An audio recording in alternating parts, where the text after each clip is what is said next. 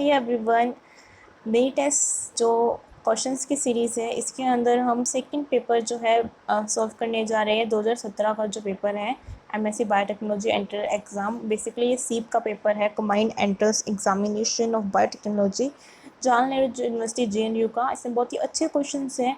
ये क्वेश्चंस आपके लिए अब सीप का नाम बदल के गाइस सीप का नाम बदल के रख दिया गया गेट बी, ठीक है, gratitude aptitude test of biotechnology. तो क्वेश्चंस पैटर्न सब सेम रहेगा। साथ में गाइस एक बात और जो मैं आपको बताना चाहती हूँ, ये जो क्वेश्चंस है वो आपके लिए गेट, अगर आप बायोटेक्नोलॉजी गेट से दे रहे हो उसके लिए इम्पॉर्टेंट है, ICMR, DBT एंड साथ में CSIR, नेट लाइफ साइंस, इन सब के लिए इम्पॉर्टेंट है। एंड कोई भी आप एग्ज़ाम दे रहे हैं लाइक IIT JAM, जिसके लिए तो मैं ये कहूँगी अगर आप ये क्वेश्चन अच्छे से कर लेते हैं, उसका पैटर्न कर लेते तो कोई प्रॉब्लम ही नहीं है। IIT JAM biotechnology. तो चलिए हम टाइम वेस्ट ना करते क्वेश्चन स्टार्ट करते हैं। तो क्वेश्चन नंबर फर्स्ट है, when an aldehyde having no alpha hydrogen, एक एल्डिहाइड है उसके पास कोई भी अल्फा हाइड्रोजन नहीं है। ठीक, क्वेश्चन एक बार दोबारा पढ़िए ध्यान से। When an aldehyde having no alpha hydrogen, उसको हमने किससे ट्रीट किया, NaOH सोल्यूशन के साथ इसको ट्रीट किया।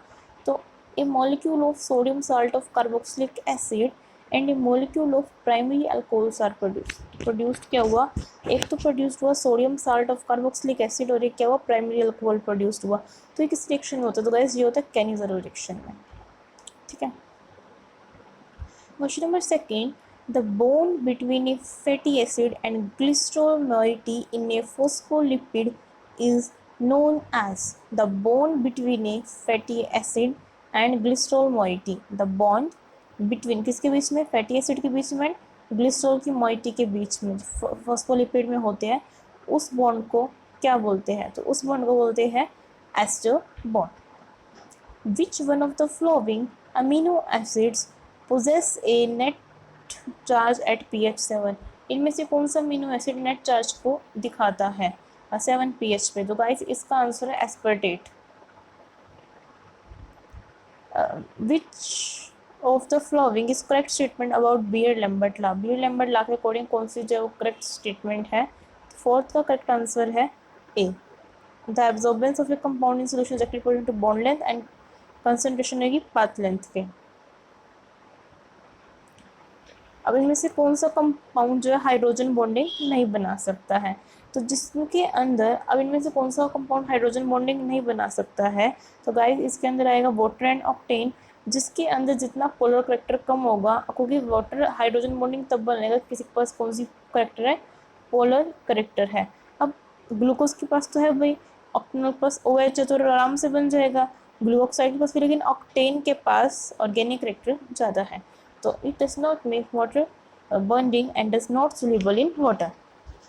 Question number 6, the luster of a metal is related to which of the following property, जो मेटल चमकता है, अब उसके अंदर जो लस्टरनेस है, किसकी, मेटल की जो लस्टरनेस है वो किस प्रॉपर्टी से लिंक करती है, तो गाइस लस्टरनेस जो प्रॉपर्टी है वो लिंक करती है इलेक्ट्रिकल कंडक्टिविटी से। Which of the following amino acid actually is secondary amino group, इनमें से which of the following amino acid, इनमें से किस अमीनो एसिड के पास क्या होगा, having a secondary amino group, तो secondary क्या होगा, अमीनो ग्रुप होगा, तो वो होगा गाइस प्रोलिन के पास, इनमें से इनके पास क्या होगा, secondary अमीनो ग्रुप।